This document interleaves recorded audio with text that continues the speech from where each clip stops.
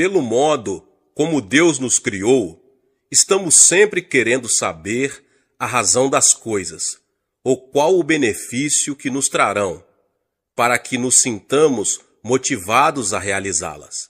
E embora talvez não gostemos disso, não é fácil mudar essa nossa maneira de ser. Se tivéssemos percepção dos benefícios que a oração pode trazer, estaríamos orando muito. O incentivo opera com base no desejo.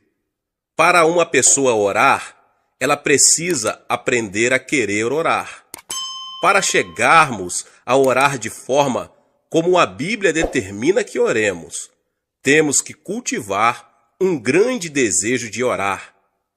E como se pode cultivar um forte desejo de orar? É a pergunta nessa noite, meus irmãos e irmãs. Precisamos enxergar claramente os benefícios temporais e eternos da oração.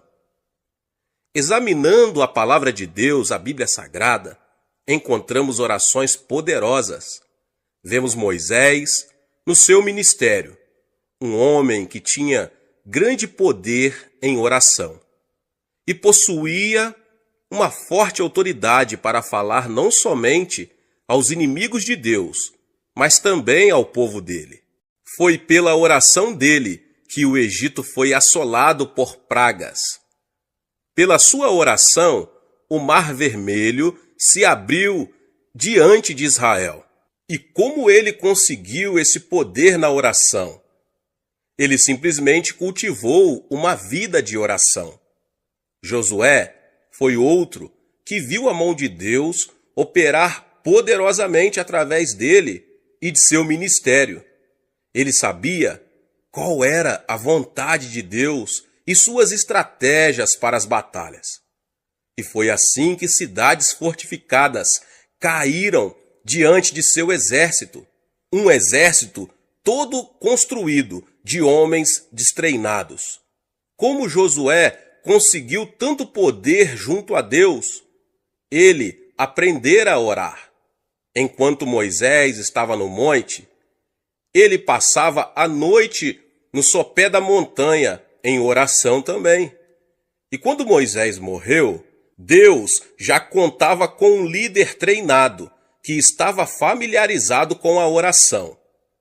Davi também foi um homem dedicado à oração. Quando ele foi ungido rei de Israel, Saul ainda estava no trono.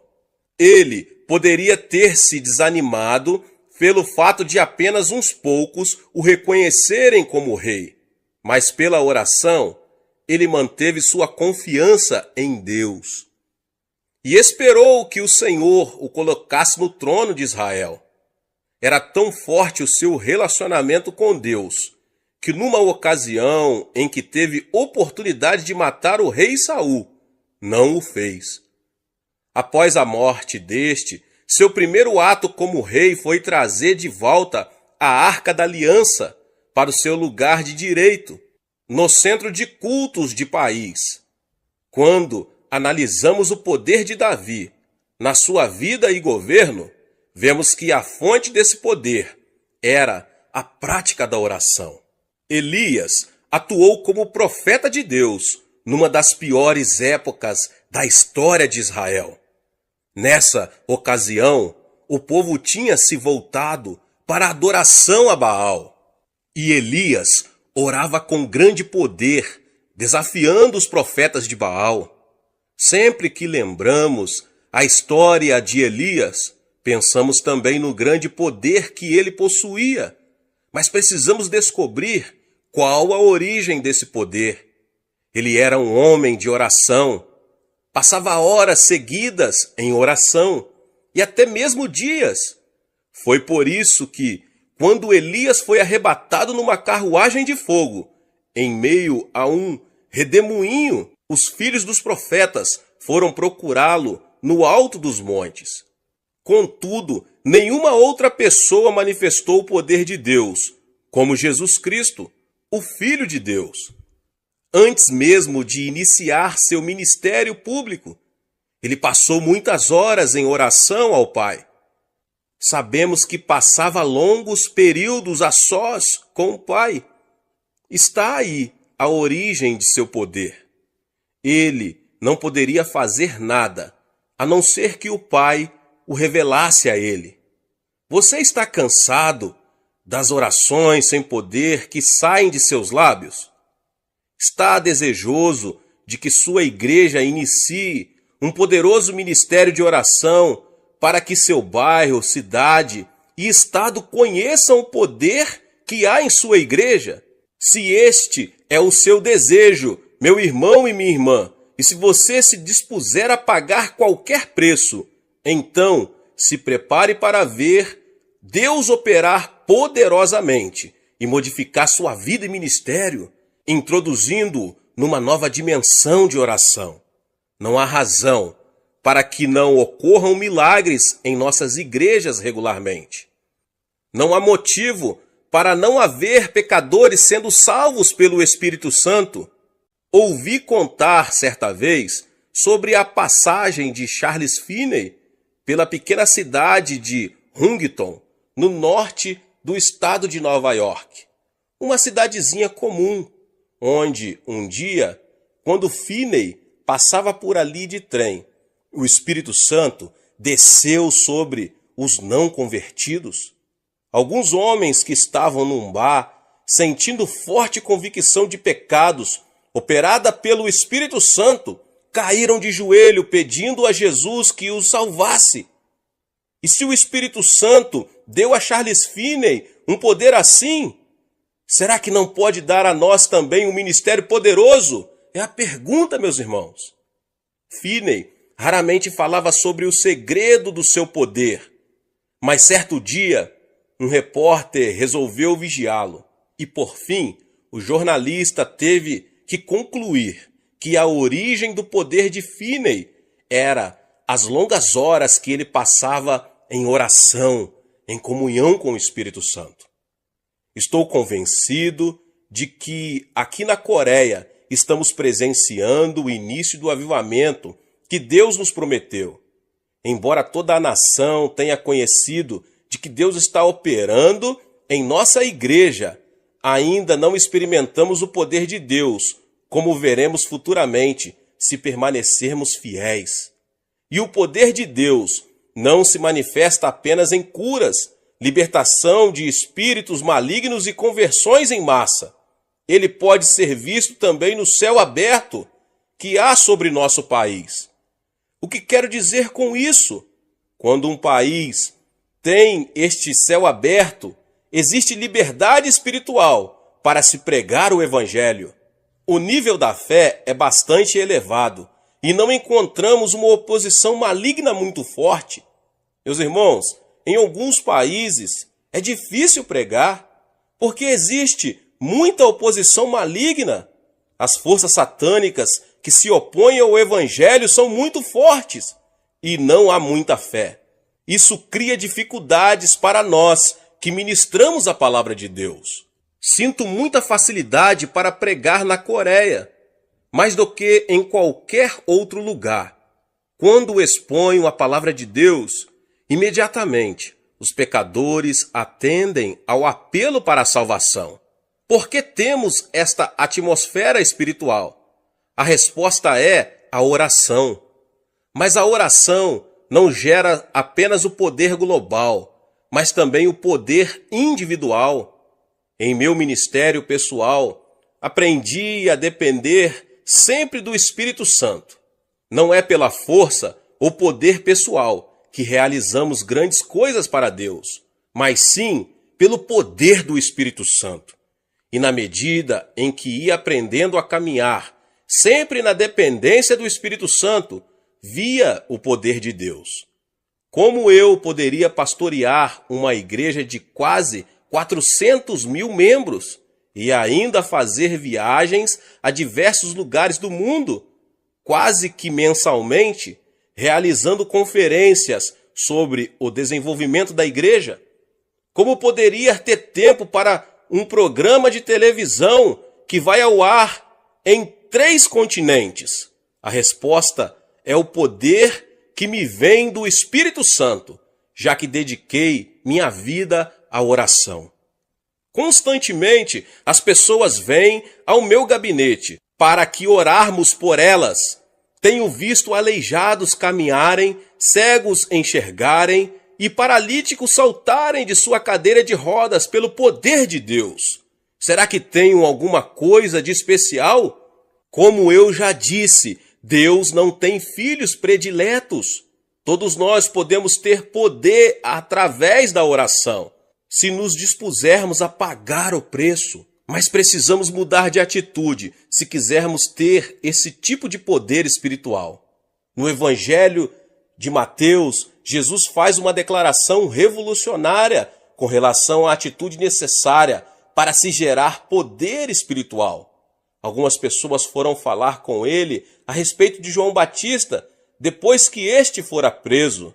Jesus falou da posição peculiar de João em seu reino quando disse: em verdade vos digo, entre os nascidos de mulher, ninguém apareceu maior do que João Batista, mas o menor no reino dos céus é maior do que ele.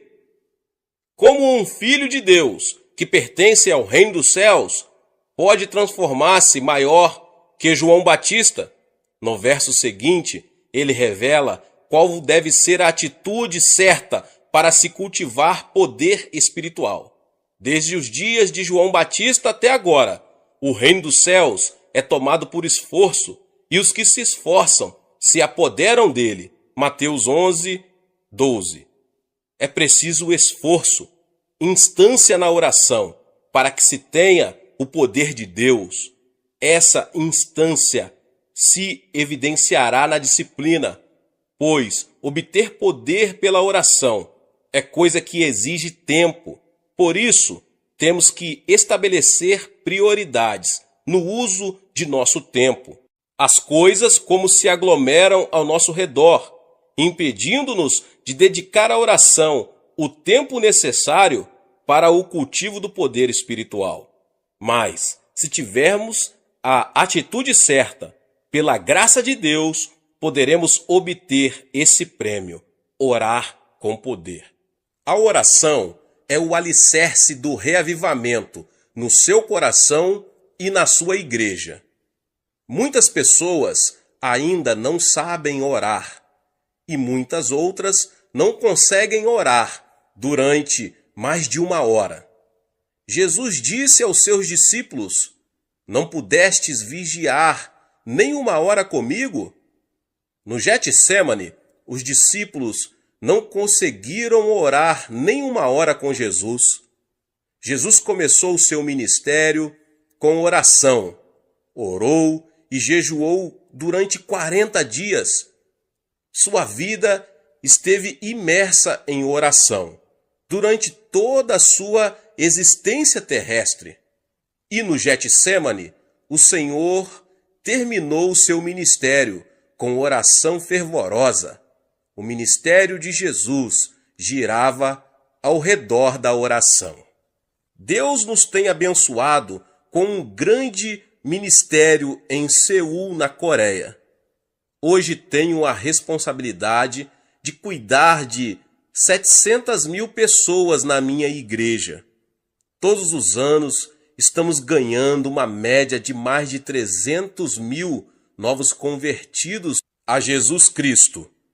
As pessoas me perguntam: qual é o segredo? Sem dúvida, há muitos segredos para o nosso crescimento, mas o segredo mais importante é a oração. Comecei a ministrar em 1958, numa área suburbana da cidade de Seul. Era um lugar ocupado por favelas. Desde o início, o Espírito Santo me ensinou que o alicerce da igreja é a oração.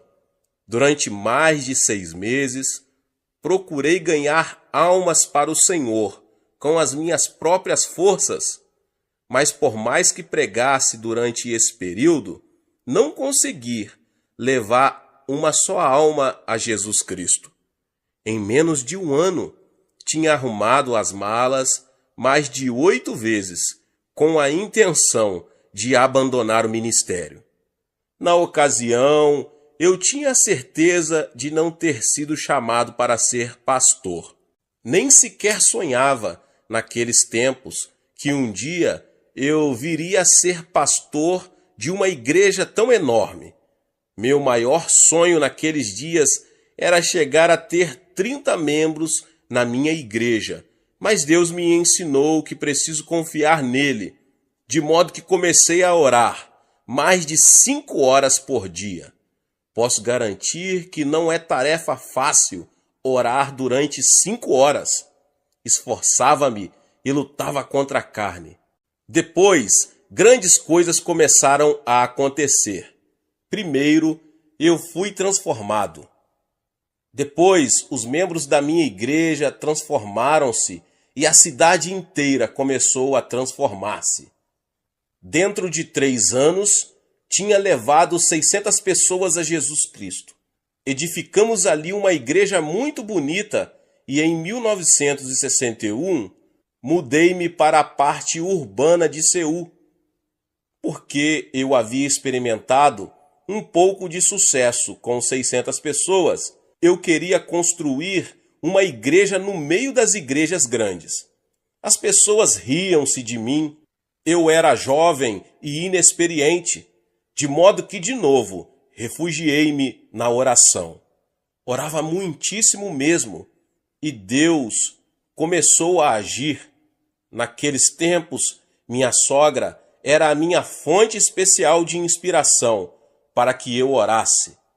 Minha sogra me perturbava demais para garantir que eu ficaria dormindo depois das 4h30 da madrugada, pois na Coreia temos reuniões de oração bem cedo, de madrugada. Esperamos que todos os membros da igreja já se levantem às 4h30 da manhã para orar. O pastor, em especial, nunca deve estar dormindo depois das 4h30 da manhã. Todas as manhãs, minha sogra molhava uma toalha na água fria e a aplicava ao meu rosto. Muitas vezes, eu me sentava à beira da cama e dizia: "Mãe, pode me matar." Certa manhã, fui despertado pela campainha do telefone. Peguei o aparelho e era a minha sogra. Não sei qual a situação noutras culturas, mas na Coreia, quando a sogra toma a palavra, o genro está em apuros. Disse-me ela: "O que está fazendo?" "Mãe, estou dormindo." "Mas que vergonha! Faz 30 minutos que estamos esperando você."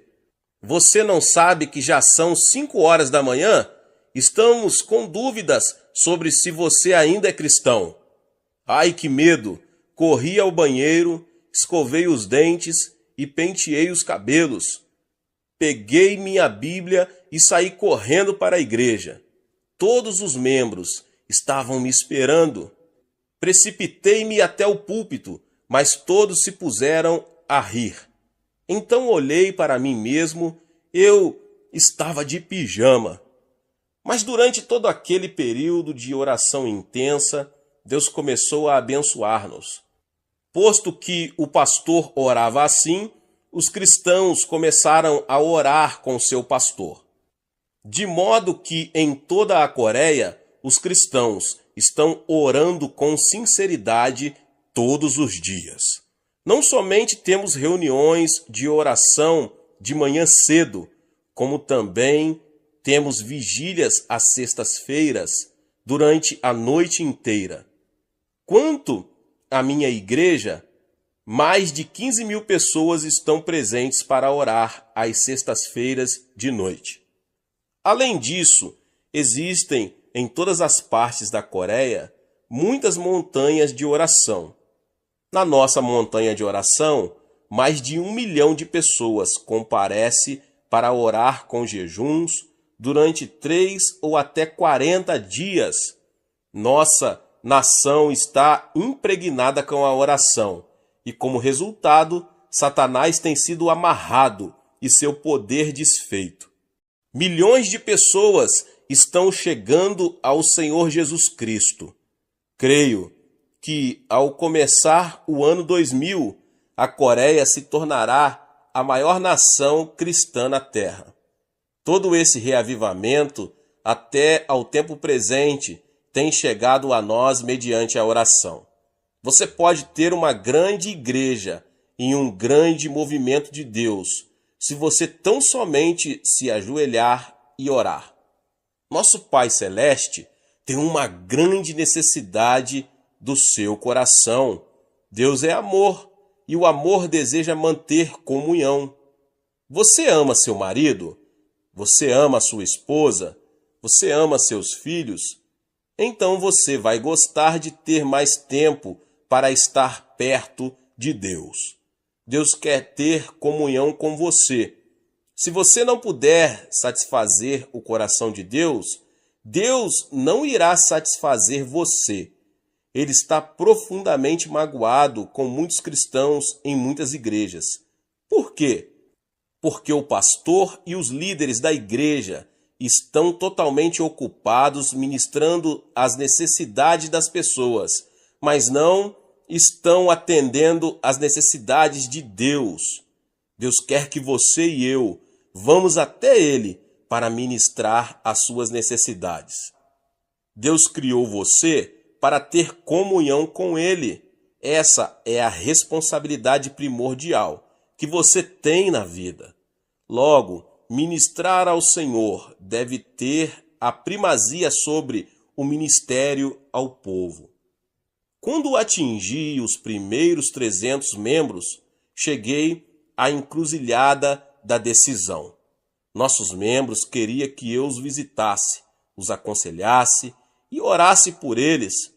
E ministrar a eles estava me custando cada vez mais tempo. Casei-me. Não tinha tempo suficiente para ministrar a Deus. Não sabia o que devia fazer. Finalmente, depois de muita oração, cheguei a uma decisão. Muitas pessoas dizem que deixariam a igreja se eu não desse mais atenção a elas, mas resolvi dedicar mais atenção a Deus. Comecei a orar mais de 3 horas todos os dias e Deus começou a derramar abundantemente a sua bênção sobre o meu ministério. A igreja começou a crescer ainda mais. Por isso, encorajo você que ouve esta palavra a gastar mais tempo diante do Senhor. Satisfaça o coração de Deus. Quanto mais tempo você passar com Deus, tanto mais do Espírito Santo você terá. Você não poderá ter a plenitude do Espírito Santo sem oração.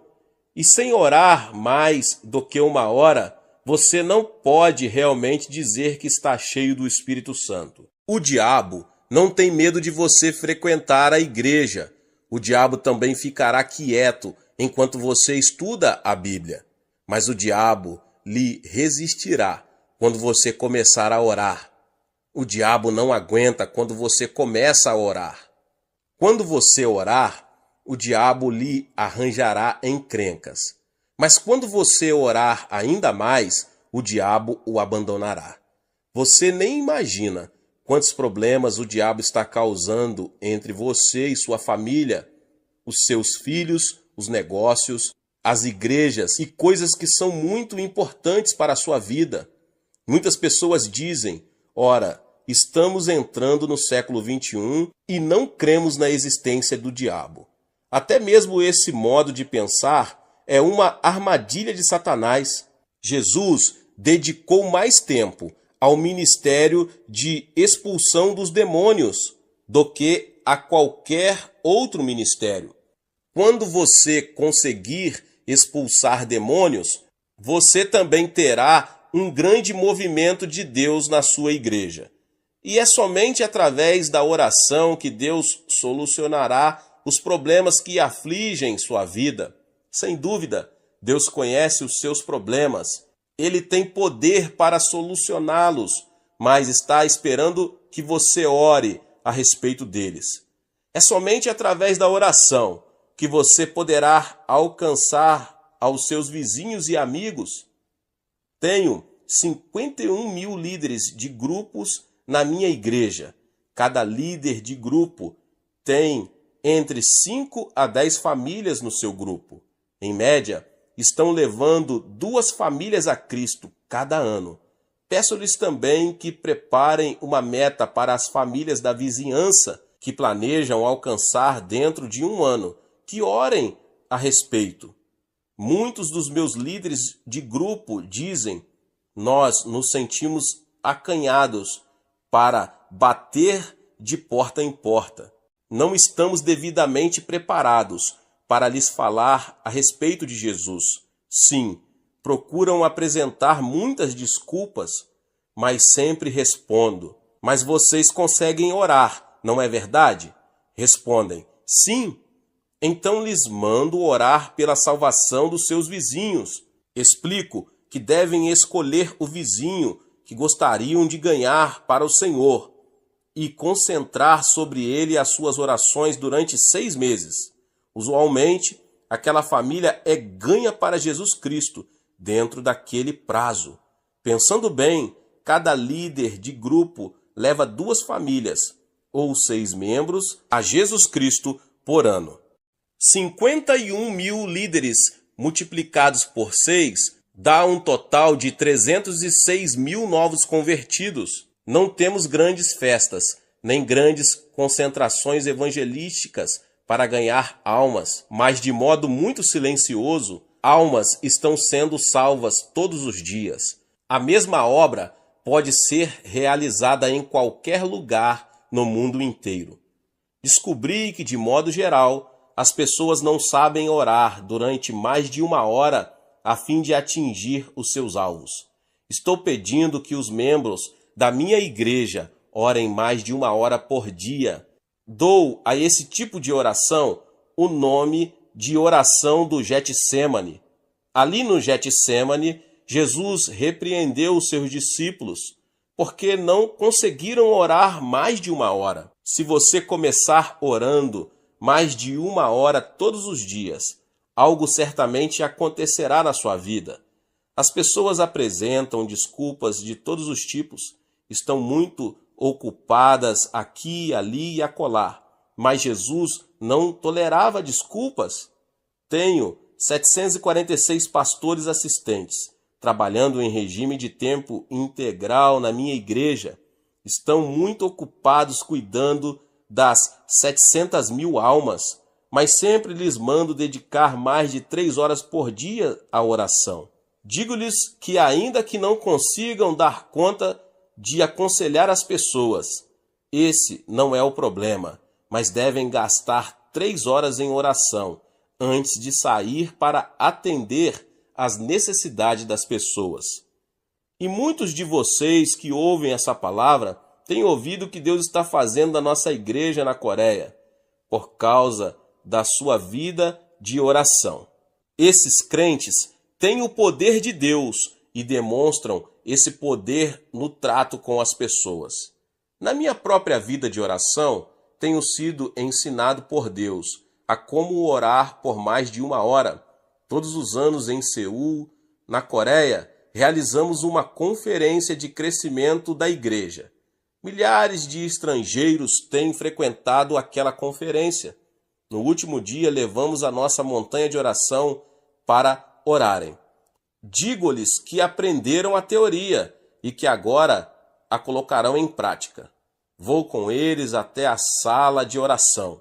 Digo-lhes que agora oraremos durante mais de 1 hora. Depois de orarem durante 25 minutos, a maioria dos norte-americanos e europeus cessa de orar. Ficam deitados de costas no chão e olham em derredor. Digo-lhes: orem, orem, mas sempre dizem: não sabemos orar. Já oramos bastante, nada mais temos para dizer. Está aí o problema. Você e eu deveríamos ter algo para dizer durante 1 hora de oração. Mas se você não tiver um plano de oração, é claro que não conseguirá orar durante mais de 1 hora. Suponhamos que vou desfrutar da fraternidade cristã com um intérprete durante 1 hora. Sentaríamos e olharíamos um para o outro.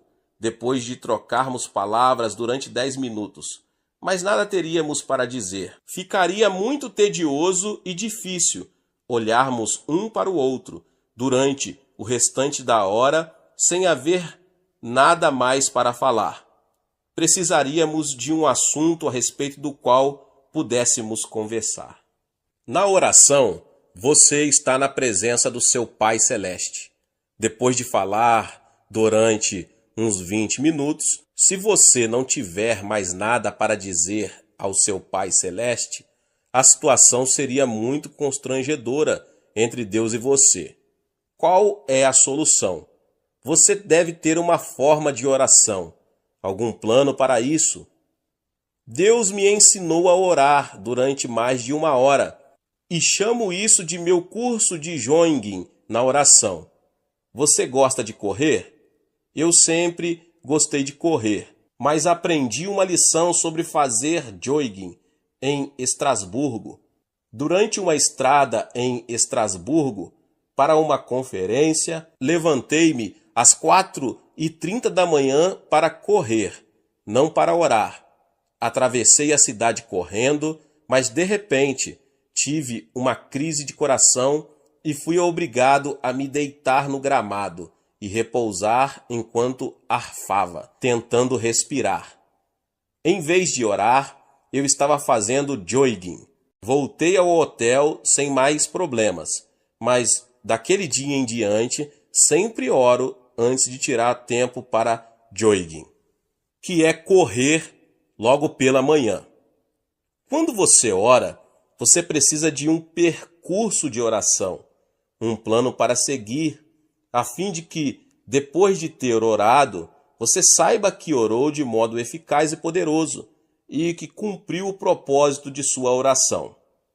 Certa vez, Deus me mostrou o tabernáculo no deserto. Os israelitas tinham saído do Egito e estavam a caminho de Canaã. Deus queria que seus filhos se aproximassem dele e o adorassem até mesmo durante a viagem a Canaã. Deus mostrou a Moisés a planta do tabernáculo, que o construiu no deserto segundo as instruções de Deus, e os israelitas vinham ali para adorar a Deus. Mas, nos tempos de hoje, o tabernáculo é você. A Bíblia diz: vós sois templo do Espírito Santo. Você não precisa ir ao deserto para procurar o tabernáculo onde Moisés adorava. Você é o tabernáculo. Você é o templo do Espírito Santo. Você pode adorar a Deus, segundo o propósito do povo de Deus no tabernáculo do deserto. Todos os ensinos do Antigo Testamento eram símbolos ou prenúncios das coisas espirituais do porvir. Você pode fazer um curso de jogging na oração ao passar pelo tabernáculo. Você pode fazer uma corrida, em oração pelo tabernáculo. No tabernáculo, o primeiro lugar na qual você se lembrará é o altar de bronze. Ali o sacerdote sacrificava os animais, derramava o sangue e queimava as carnes perante o Senhor. Ali os pecadores recebiam perdão e a reconciliação com Deus. Aquele deve ser o ponto de partida para a sua corrida pessoal na oração. Você precisa começar no altar de bronze. Este representa a cruz do Calvário, onde Jesus Cristo tornou-se um sacrifício em nosso favor. Você precisa começar na cruz de Jesus. Você precisa começar a adorar Jesus ali. Foi ali que Jesus foi crucificado em favor de você. Enquanto você adora Jesus, lembre-se de que ele remiu ali os seus pecados. Lembrando-se da cruz, dê graças a Deus pelo seu perdão e salvação.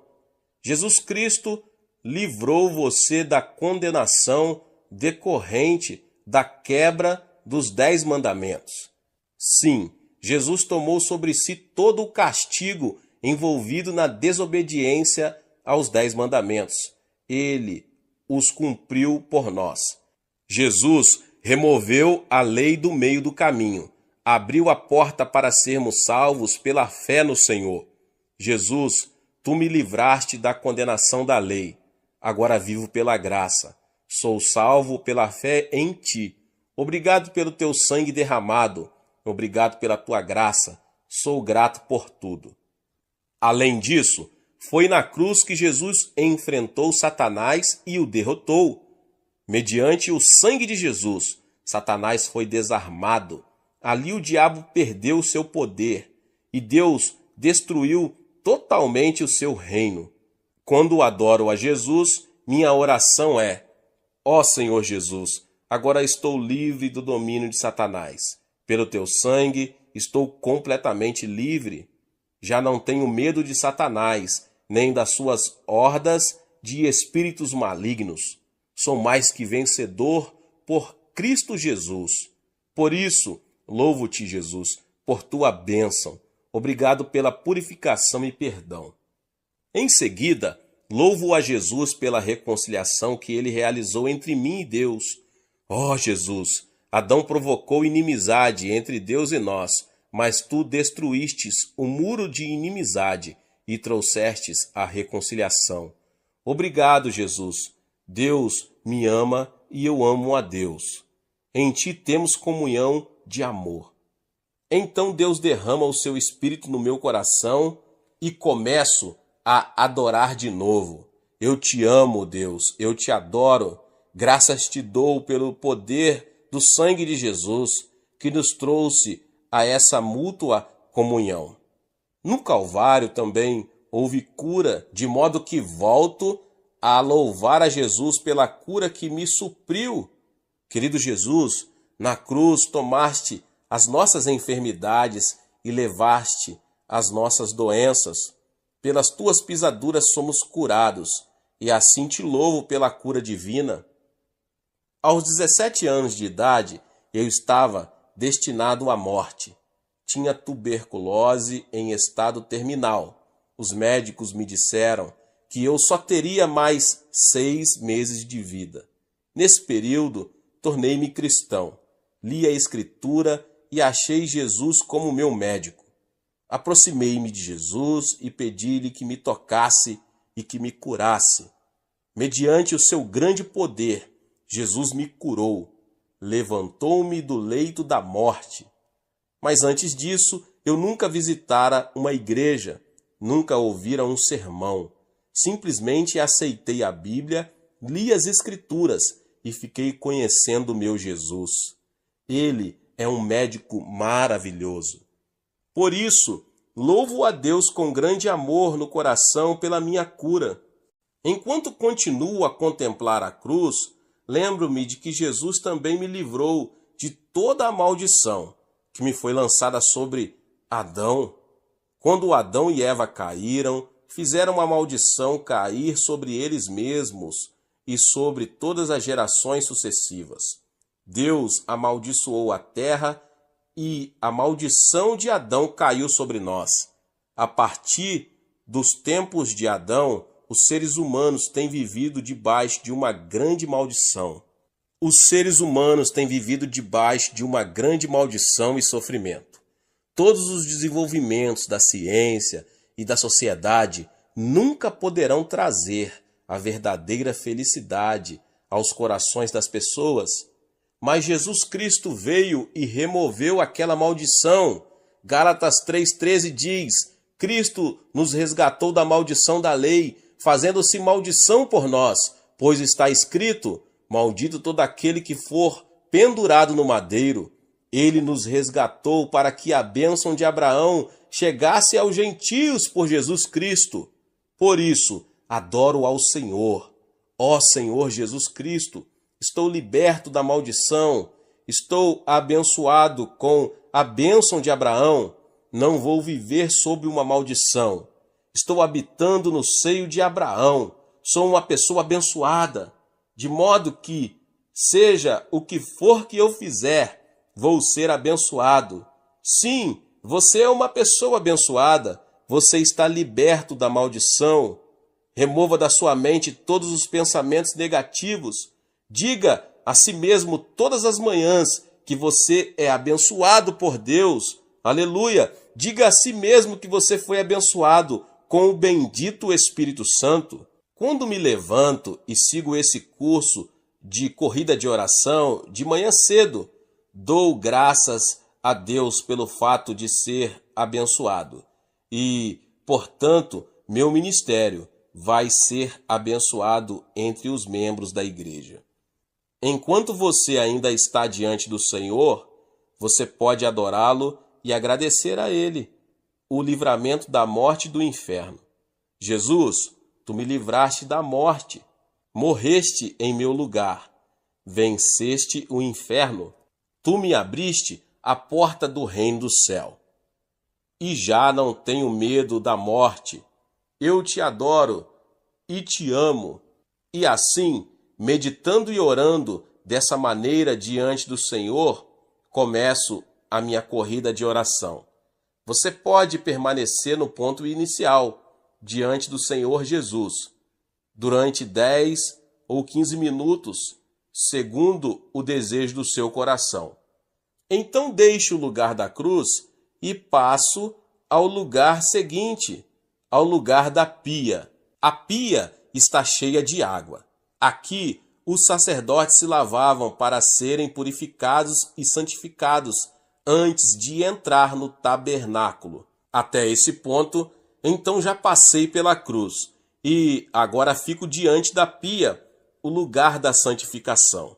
Ali paro e oro de novo. Ó Senhor Jesus Cristo, sou um cristão, tu me livraste de Satanás. Agora preciso viver como cristão. Devo falar como cristão. Devo pensar como cristão. Não devo tornar-me um cristão nominal, mas devo ter sinceridade no coração. Um grande problema no mundo de hoje é que os cristãos já não são sal nem luz. Muitos entre eles têm religião, mas não têm Jesus Cristo, o de que necessitamos e de uma experiência genuína com Jesus em nossa vida. Diante da pia eu oro: Pai, torna-me justo pela palavra e pelo Espírito. Faze de mim uma pessoa justa, faze de mim uma pessoa honesta. Tantas pessoas estão vivendo na mentira, mentem a Deus, mentem ao próximo e estão cheias de desconfiança diante do mundo. Mas, Pai, faze de mim uma pessoa honesta. Então continuo: Pai Celeste, faze de mim uma pessoa verdadeira e fiel. Ajuda-me a observar com veracidade a fidelidade o dia santo.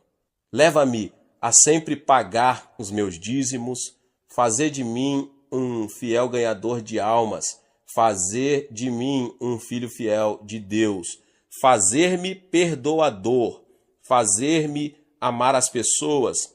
Perdoar a todos é de extrema importância.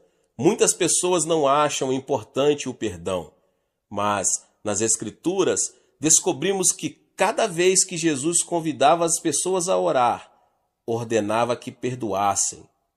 Na minha igreja, uma mulher belíssima veio ao meu escritório pedindo oração. Tinha um sorriso lindo, que sempre causava prazer, mas tinha paralisia facial no rosto. Seu rosto era contorcido e os nervos davam repuxos constantes. Fiquei com dó dela. Tinha consultado médicos na tentativa de conseguir ajuda e cura, mas nenhum deles conseguiu fazer nada por ela. Muitas vezes eu já tinha imposto a minha mão sobre ela e orado, mas nada tinha acontecido, absolutamente nada. Fiquei sem jeito, ela ficou desanimada, mas então, certo dia ela veio ao meu escritório. Pastor, hoje de manhã, enquanto orava, mais de uma vez pedindo a cura, recebi uma revelação. Deus não estava falando a respeito da cura, mas me falava a respeito do perdão. Deus me disse: não deixe uma gota de ódio no seu coração.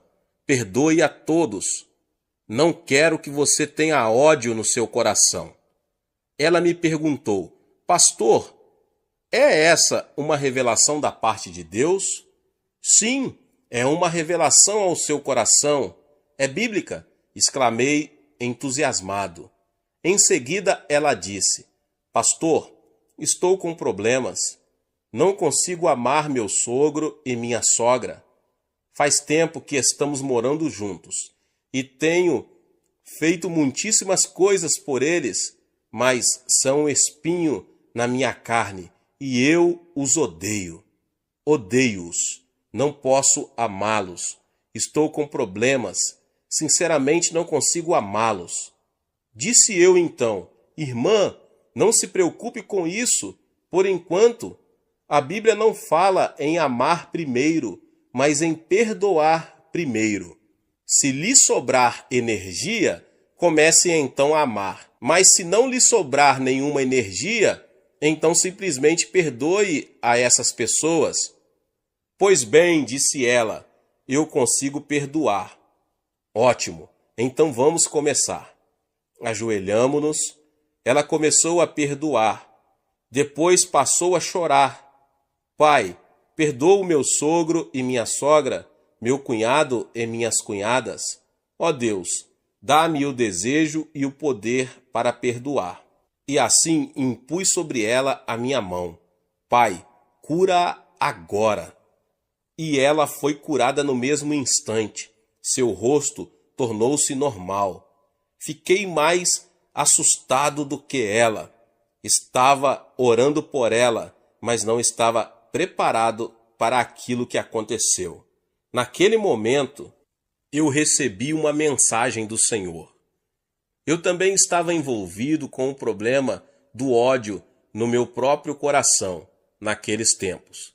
Tenho 500 anciãos, 51 mil diáconos e 700 mil membros. São tantas pessoas para serem amadas e, às vezes, há muitas entre elas que eu poderia odiar.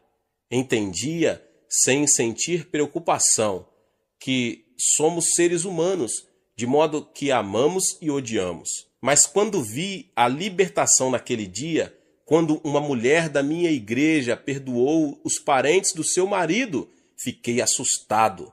Ajoelhei-me sem demora. Ó Deus, perdoa todos os anciãos, perdoa todos os diáconos, perdoa este irmão e aquele irmão. Depois de orar e de experimentar um grande alívio, recebi uma bênção ainda maior do que aquela senhora recebeu.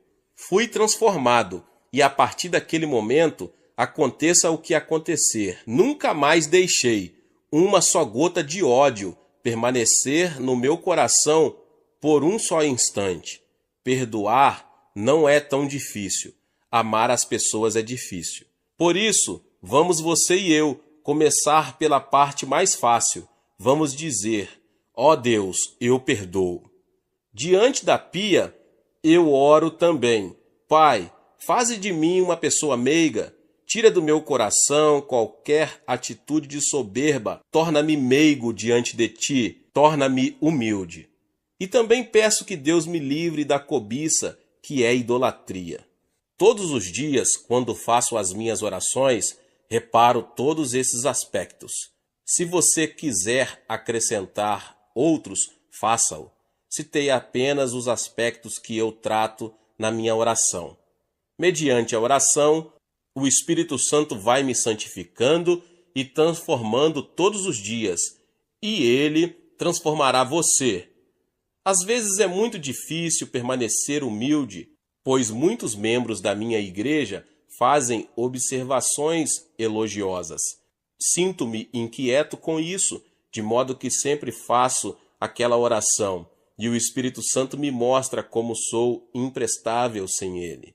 Depois de deixar a pia, você passará a fazer uma corrida no lugar santo. Aproximando-se do lugar santo, você verá, brilhando à esquerda, o candelabro de ouro. Não existe outra luz senão aquela do candelabro. Você não pode levar nenhuma outra luz ao lugar santo. Essa luz representa o Espírito Santo. O Espírito Santo é a única luz no lugar santo com Deus. Ele é a única luz que revelará a você o pecado e a justiça. Você não poderá explicar a obra de Deus mediante a psicologia, a história, a filosofia ou a arqueologia. Tais coisas são vazias e inúteis para o crescimento espiritual. Há uma única fonte de luz, e essa é a luz do candelabro de ouro.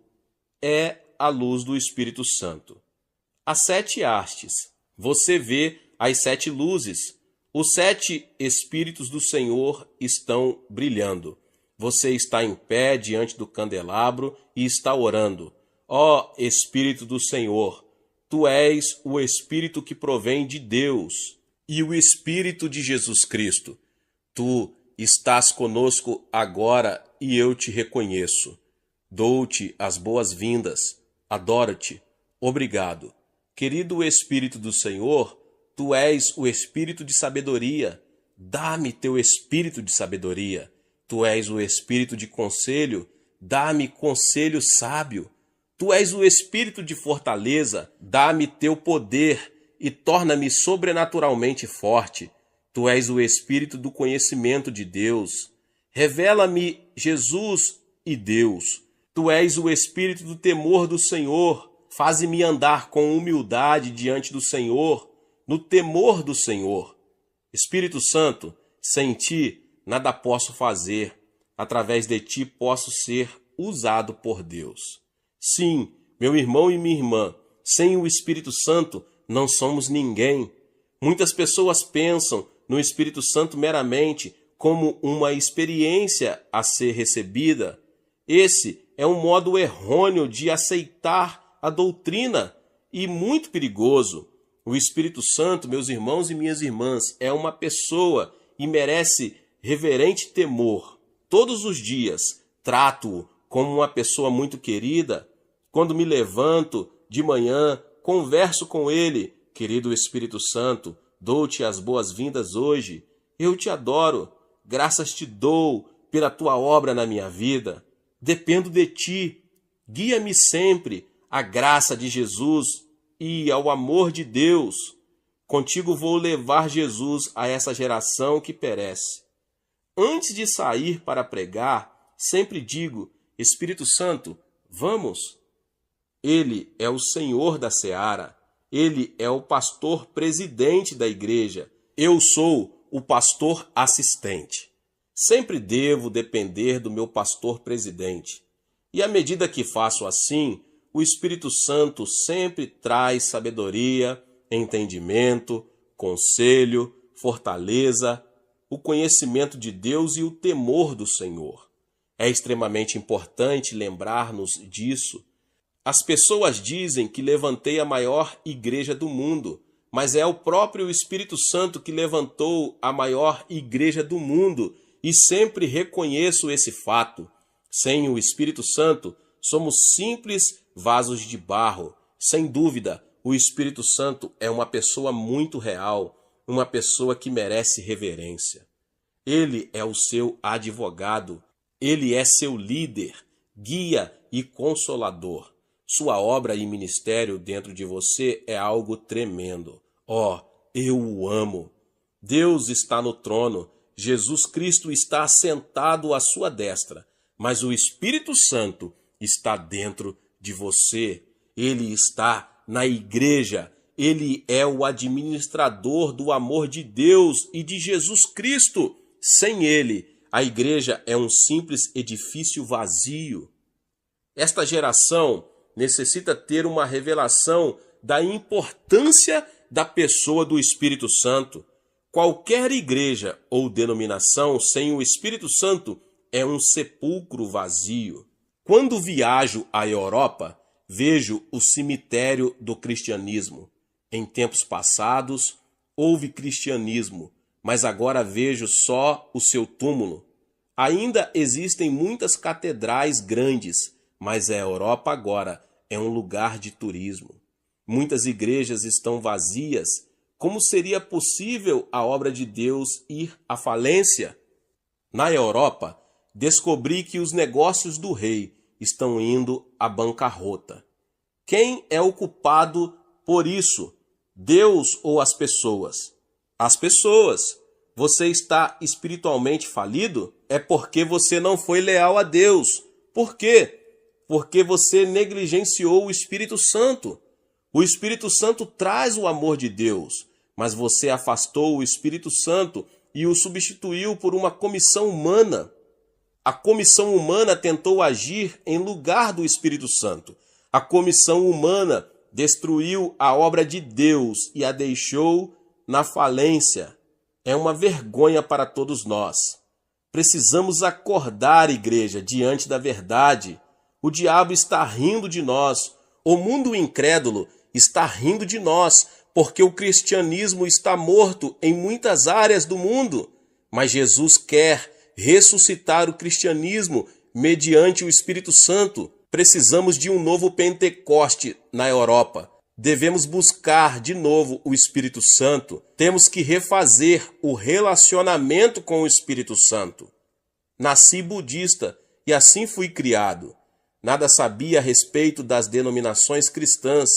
Não via diferença entre o católico e o protestante. Depois, vi a Jesus como Salvador. Desde o início, eu não me preocupei com as denominações, porque era Jesus o centro do cristianismo. As denominações sem Jesus Cristo são iguais às sepulturas. Para que eu iria a uma sepultura para ali habitar? Quando, porém, o Espírito Santo chegar às denominações, todas elas voltarão a ter vida.